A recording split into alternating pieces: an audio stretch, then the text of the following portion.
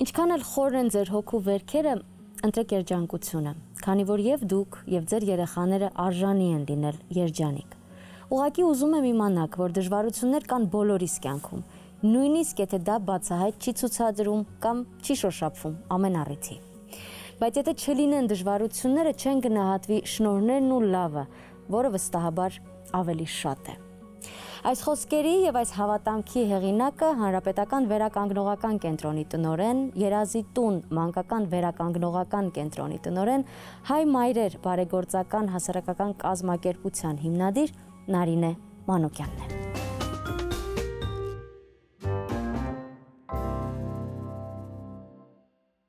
Բարի երեկո Նարինե։ Բարև ձեզ։ Ինչպես սկսվեց այս ճանապարհը։ Ինչ եղավ։ Ճանապարհը սկսվեց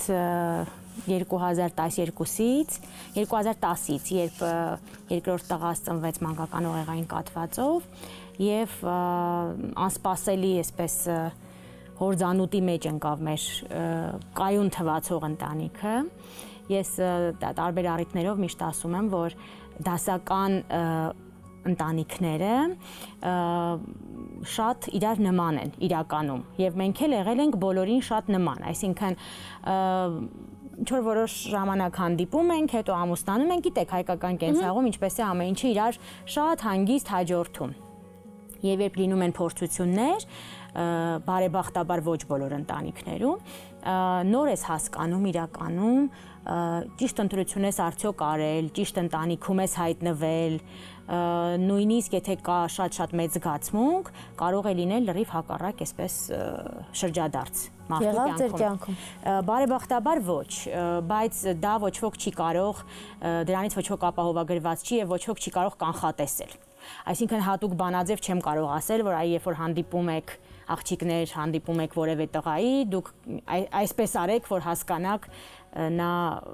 կյանքի ստուգողական աշխատանքը կատարում։ Վատ պահի լինելու է իրեն ճիշտ է դրսևորելու, թե ոչ։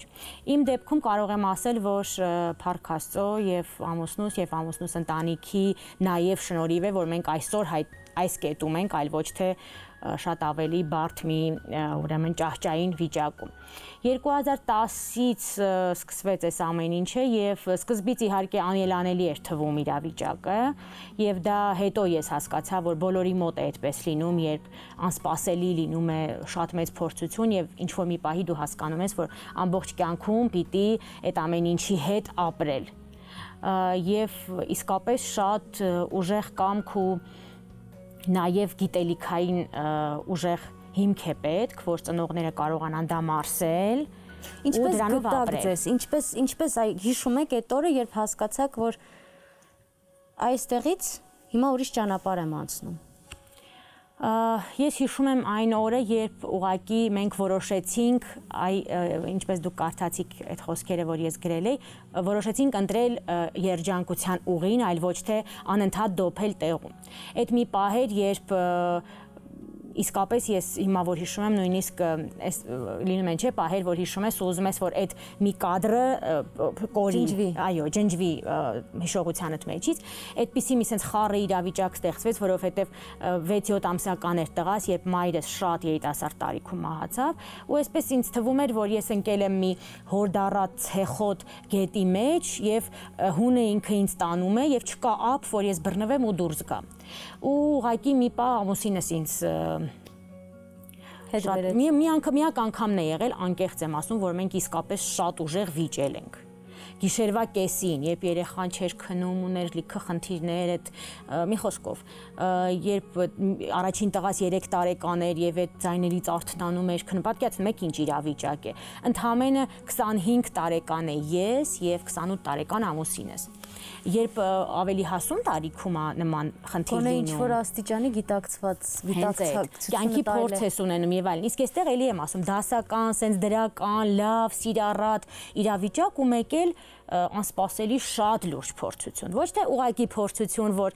ուղակի հիվանդություն չի հասկանում եք, որը որ հեսա կբուժենք կանցնի, դրամահավաք կանենք, կդիմենք մարդկանց, ասենք ինչպես է լինում շատ անգամ չեմ ուզում համեմատել, բայց քաղցկեղի դեպքում օրինակ, եթե երբ որ կա փրկություն, իհարկե կա նաև հակառակ կողմը, որի մասին նույնիսկ խոսել չեմ ուզում, որտեղ դա իսկապես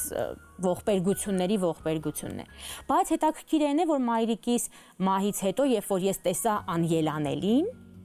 ես հասկացա, որ տղայիս դեպքում անելանելին միայն մահն է, որից հետո իսկապես դու հայտնվում ես սև պատի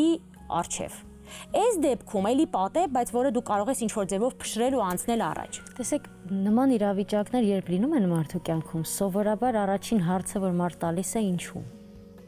Հա, այդ փուլն էլ է եղել։ Բայց հետո ինձ թվում է, երբ շատ ավելի անցնում ես այդ ամեն ինչի մեջով, սկսում ես որոշ պատասխաններ գտնել ու անգամ այդ վատի մեջ սկսում ես լավը տեսնել։ Ինչ եղավ ձեզ հետ։ Հիշում եք սա թե։ Ես հիշում եմ ուղղակի, որ այդ պահից հետո մեր կյանքը բաժանվեց այդ առաջ եւ հետո ամսաթիվ փուլերի, չէ, ամսաթիվ չեմ կարող հիշել, բայց հիշում եմ, որ դրանից հետո ուղղակի այսպես շատ շրջադարձային բան եղավ, եւ մենք սկսեցինք ուղղակի օգնելով երեխային, ինչեւ էլ էինք այդ ամեն ինչը փնտրում, բայց դա շատ դեպրեսված վիճակում էինք անում, անընդհատ ստրեսային, չէինք գտնում ստրեսեր, գտնում էինք կրկնակի ստրեսեր։ Մի խոսքով մենք հասկացանք, որ պիտի հանգիստ այդ ամեն ինչը արվի, բայց ելի եմ ասում, այդտեղ օգնում է քո բազային կրթությունը, այդտեղ օգնում է նաև այն, որ դու հասկանում ես, որ այս խնդիրը վերջնական լուծում չունի։ Օրինակ ես հիմա իմ կյանքի բերումով հանդիպում եմ մարդկանց, ովքեր որ 10, 12, 15 տարեկան երեխաներ ունեն նույն ախտորոշմամբ, բայց ինչ որ հրաշքի են անընդհատ սպասում։ Հրաշքներ լինում են եւ իսկապես կան երեխաներ, որոնք որ ուղակի որոնց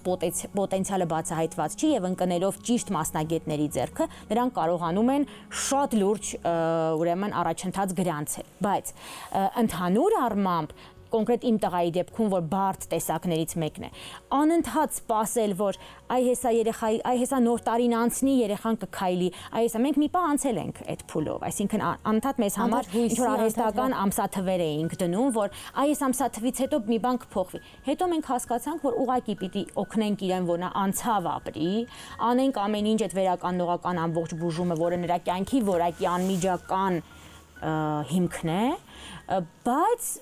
ոչինչ չանենք հիստերիայի հասնող սպասումներով, որովհետև երբ այդ սպասումը չի արդարացվում, դու հայտնվում ես խորը հոգեբանական ծանր վիճակում։ Տեսեք, դուք նշեցիք, որ այսինքն ես էլ գիտեմ, որ որդի ունեիք, նաև մեծ որդին։ Չեղավ մի պահ, որ հասկանաք, որ ամբողջ ձեր ուշադրությունը գնա Գարիկին ու ձեր մեծ որդին ասես երկրորդ պլան չեմ ասում, բայց այդպիսի մի բան։ Ուզած չուզած այդպես է լինում է Հրաչուհի ջան, եւ ես այս պահին չեմ վախենում դա ընդունելուց։ Մի սխալ չեմ կարող ասել, մի շրջան է եղել, որը մենք էլի հաղթահարել ենք։ Բայց այստեղ էլի, ասում եմ, այստեղ էլ իմ ընտանիքի օգնությունը շատ մեծ է եղել, որովհետեւ եւ մայրս կյանքի ընթացքում եւ հայրս հետո, երբ մայրս մահացավ, անընդհատ մեծ որդովս զբաղվում էր, անընդհատ նրան տանելով այգիներ եւ այլն, ոչ մի պահ երեխան չի զգացել երկրորդը լինելու, այսպես ասեմ, այդ խնդիրը չենք ունեցել։ Եվ հետո ես ու Վահանը միշտ փորձում էինք իրեն համար ժամանակ գտնել, իր հետ կինո գնալ, ժամանակ անցկացնել ու անդադար խոսել, որովհետև 3 տարեկան գիտակից երեխա էր եւ սպասում էր անընդհատ, որ իր եղբայրը, այո, որովհետև հղիության ժամանակվանից ես իրեն պատրաստել եմ, որ քեզ համար գալիս է ամենակարևոր մարդը, որի հետ դու պիտի խաղաս, որի հետ դե ինչ նորմալ վիճակ։ Ինչպես միշտ։ Բայց երեխան էլ հայտնվեց այսպես մեծ դիլեմայի առաջ, որ իսկ ուր է այդ ամբողջ խոստացված փաթեթը,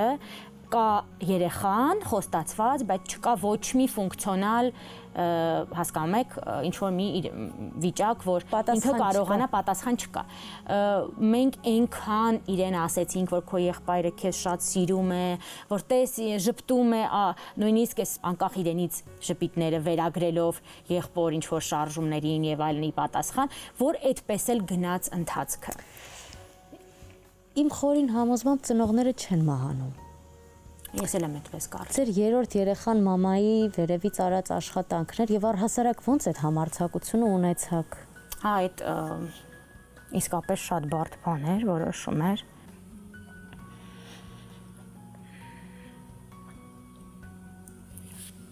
Կարող եմ նաև այդպես ասել, բայց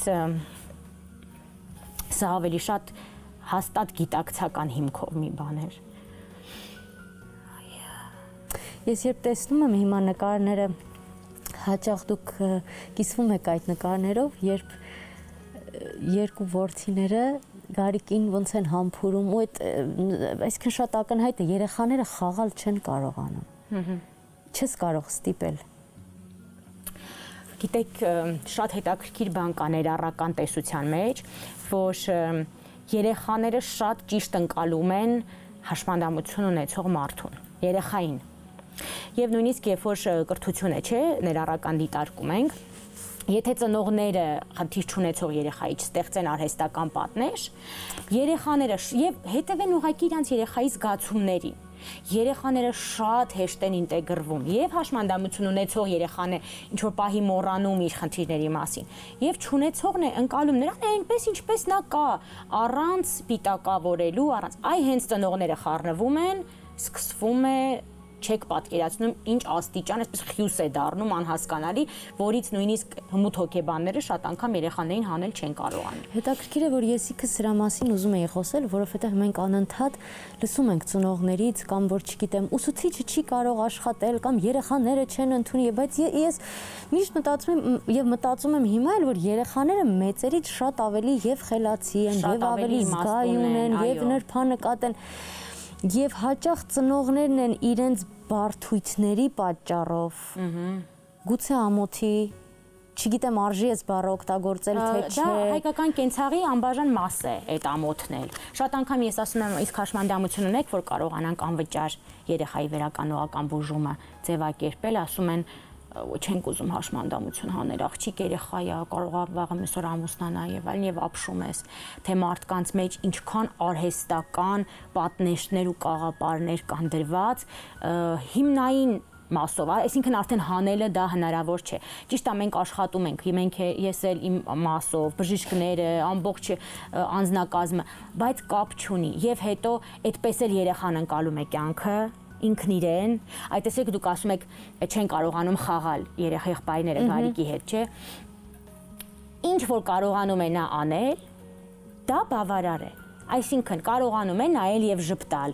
իրենց անունները ասել, ոտքել շփում ունենալ։ Դա բավարար է, որպեսզի նրանք չեմ ասում լիարժեք են իհարկե հաղորդակցում, դա ես նկատի ունեի ձևացնել չեն կարողանում են իմաստով սերը ձևացնել չեն կարողանում երեխաները այդ համբույրները այդ կադրերը որոնք չես կարող դու դա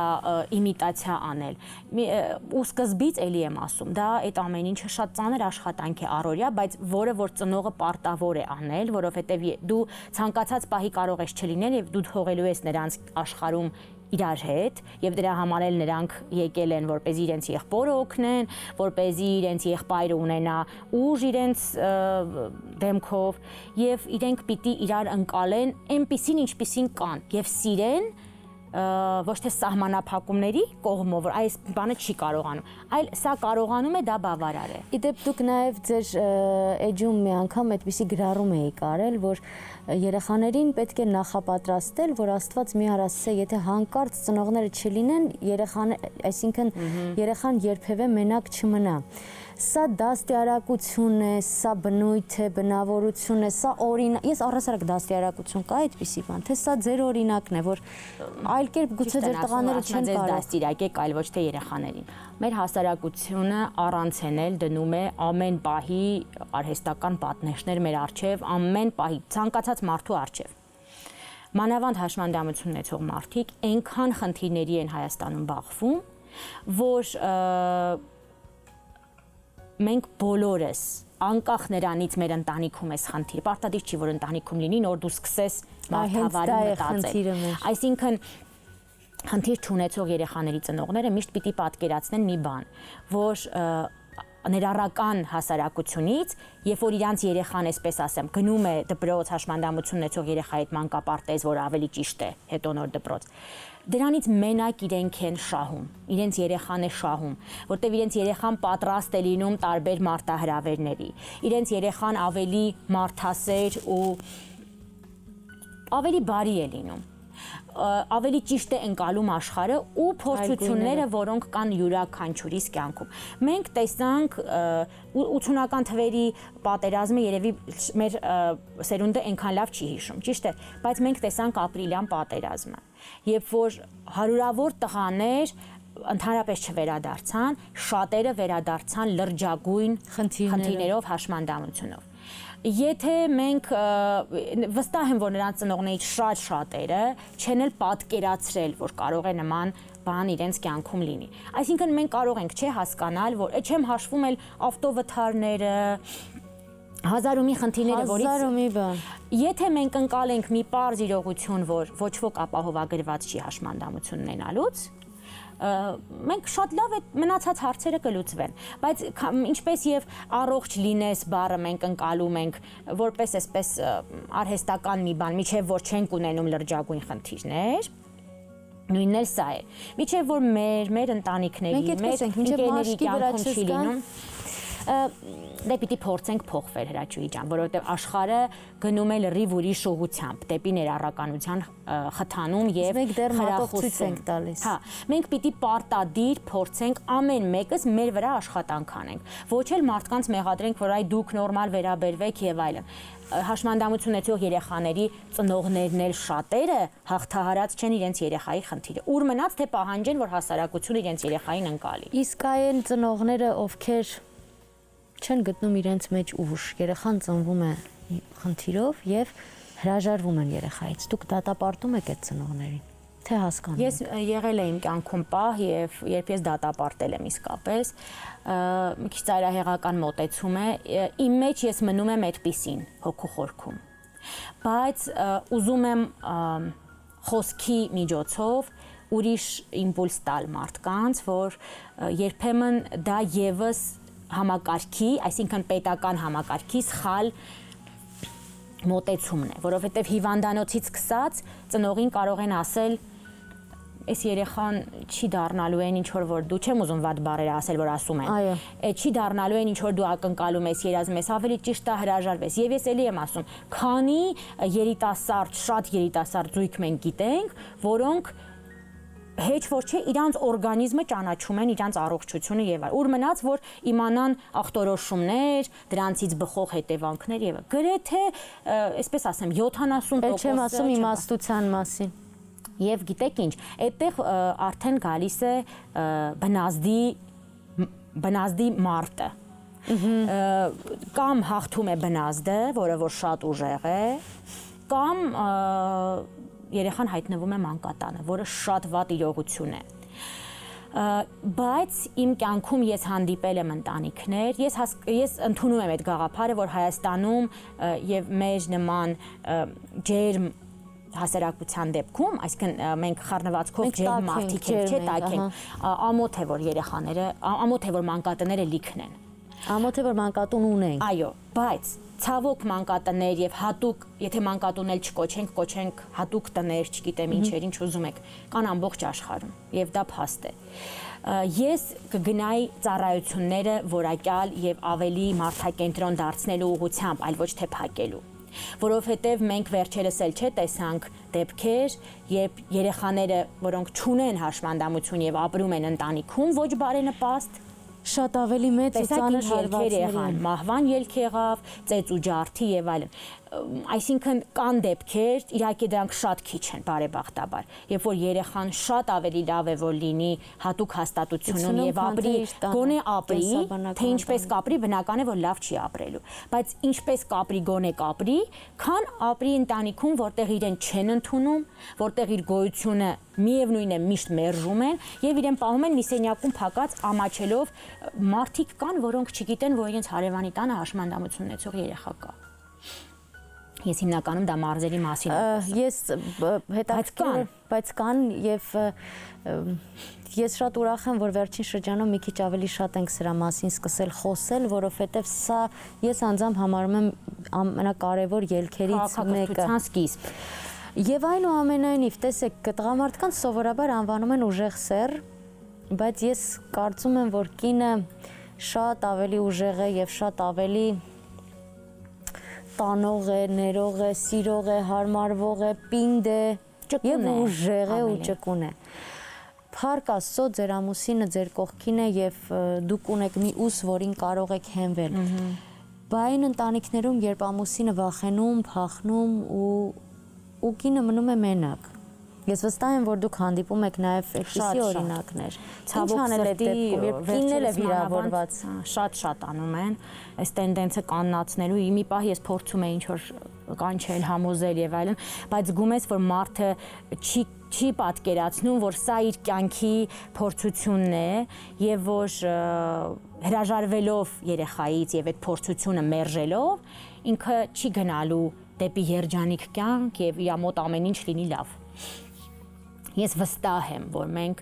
ամեն մեկս ունենք կյանքում մեր առաքելությունը եւ հաշմանդամություն ունեցող երեխա ունենալը Հայաստանում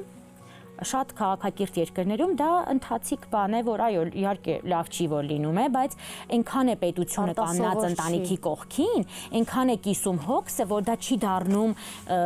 ողբերգության նման մի բան։ Հայաստանում դա լրջագույն մարտահրավեր է, որը որ դու պիտի ընդունես եւ հասկանաս, որ դու քո ամբողջ կյանքը գնաց մեկ այլ հունով։ Այնպես չէ, ինչպես դու երազել ես, այնպես չէ, ինչպես դու ծրագրել ես։ Բայց երբևէ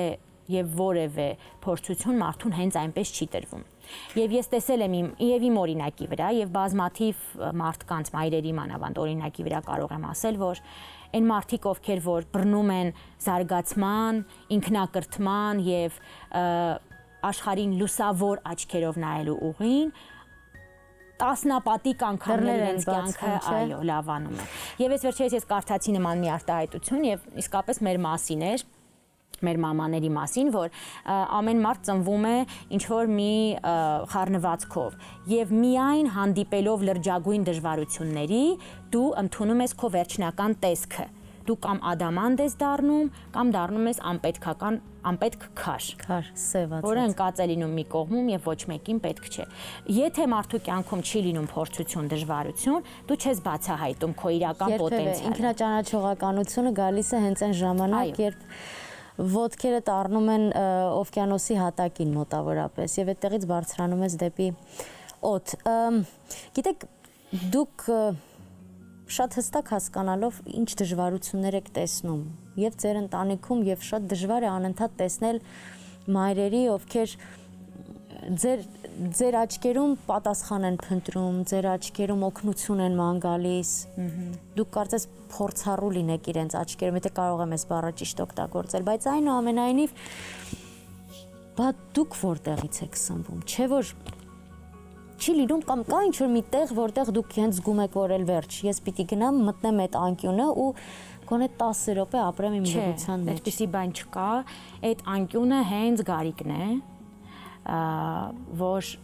անդադար մեզ ոչ միայն ինձ, այլև ամուսնուս անհասկանալի ձևով, անշահ ձևով սնում է այդ լույսով եւ իր անշահ սիրով։ Հավատացեք ինձ, որ ցանկացած երեխա, ով չունի խնդիր, այլ է։ Տեսեք, իմ տանը կան եւ խնդիր չունեցող երեխաներ եւ Գարիկը։ Դա իսկապես մեկ այլ զգացմունք է եւ մենք եւ ինքը, այո։ Եվ իր այդ անշահախնդիր եւ սերը առանց մի հատ լավ խոսք կար, որ առանց նախապայմանների։ Այսինքն ցանկացած երեխային որ հարցնում ես ինչու ես սիրում քո մայրին կամ ինչքան ես սիրում, ինքը ասում է սիրում եմ, որովհետեւ Գարիկը վստահ եմ որ ոչ մի որովհետեւ չունի։ Ինքը սիրում է, որովհետեւ մեզ է ընտրել։ Ես վստահ եմ որ ինքը ուղակի մեզ ընտրել է եւ հատուկ եկել է իր առաքելությամբ։ Գարիկը եկավ ձեզ սիրել սովորեցնելու համար։ Այո, այդ սիրո այդ տեսակը, որը որ ոչ ոք չի զգում, միջև որ չի լինում, թող չլինի ոչ մեկի կյանքում։ Իհարկե սա մաղթանքի պես չես կարող ասել, այ դու էլ զգաս այդ սերը, չէ, բայց երբ որ կա,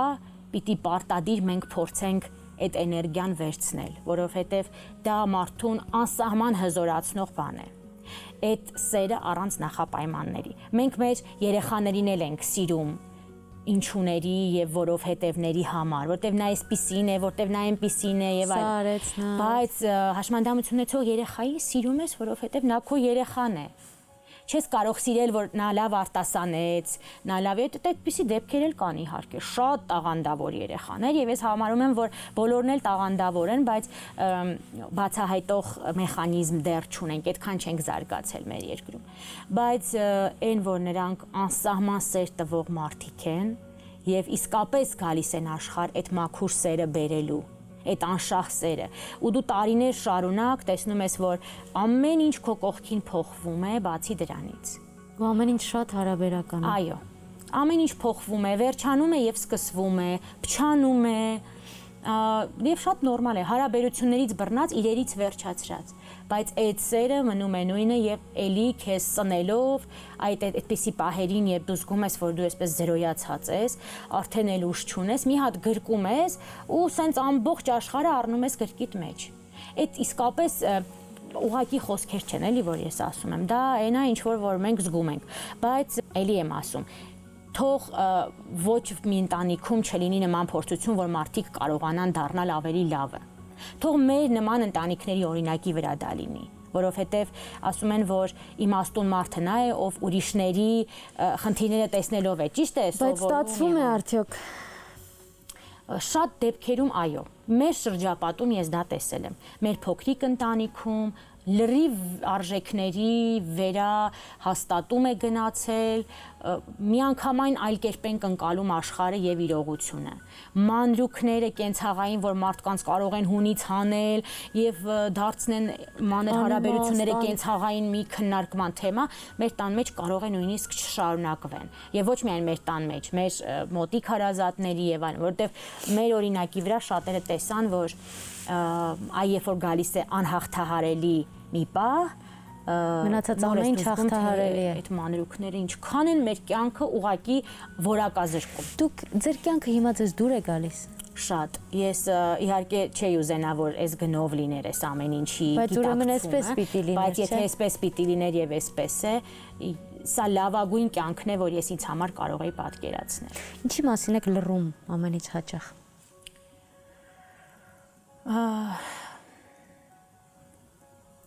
Բաներ կան, որոնք որ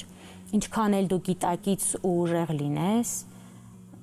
պահը գալիս է եւ դու բախվում ես այդ իրականության անելանելիությանը։ Դրա մասին ուզում ես լռել, որպեսզի ընտանիքիդ բնականon հունը չխախտվի։ Եվ որպես կին, ոնց որ դուք ասեցիք, ճկուն, նաեւ տղամարդուն չընկճելու եւ վստահ եմ, որ ինքն էլ է դրա մասին լռում։ Եվ դա մի թեմա է, որ մենք ուղղակի թակել ենք եւ անցել ենք առաջ։ Ամեն մեկս մեր մասով լռում ենք։ Միշտ տան տրամադրությունը այնուամենայնիվ մայրիկից է գալիս, ինչքան էլ իհարկե, վստահ եմ, որ այդպես է։ Կա ինչ-որ մի բան հայելու մեջ, որ ձեզ հիմա խանգարում է։ Եթե ֆիզիկապես այսպես ասեմ, չէ, բայց եթե փիլիսոփայական տեսանկյունից նայենք, հավատացեք, որ չէ, որովհետև ես հասել եմ իմ միջին տարիքում, հասել եմ մի ներդաշնակության ինքս իմ հետ, որի մասին ես կարծում եմ, որ ցանկացած մարդ կարող է միայն երազել, որի մասին մենք կարդում ենք գրքերում, ուղեցույցներում, ինչպես հասնել, բայց մենք չենք հասկանում մի պարզ բան, որ այդ բոլոր բանալիները մեր մեջ են։ Եվ ոչ ոք, ոչ մի տրեյներ, ոչ մի գիտակ մարդ մեզ չի օգնելու դրան հասնելու։ Դա ուղղակի ճիշտ ընկալումն է քո կենցաղի, առօրյայի, հնարավորությունների եւ երազանքների։ Եվ իրատեսական, եւ այնպես չի, որ ես չունեմ մեծ երազանքներ։ Իհարկե ունեմ, բայց ներդաշնակությունը, երբ որ հասնում ես այդ մի պահին, դու նոր հասկանում ես, որ ինչ դու ունես միջև դու անընդհատ ինչ որ բան փնտրում ես, անընդհատ մտածում ես, որ այս էլ ունենամ ու ես կդառնամ հիմա, բայց մարդը անսահման փնտրող էակ է։ Դրա համար պիտի մի պահ կանգ առնես, գնահատես այն ինչ որ ունես ու դրանով լինես երջանիկ։ Այդ ժամանակ բացվում են անհավանական դռներ մարդու առաջ։ Շնորհակալ եմ։ Այսպիսին էր Նարինե Մանուկյանը օրվա ամենաանկեղծ ժամին։ Շնորհակալ եմ, կհանդիպենք։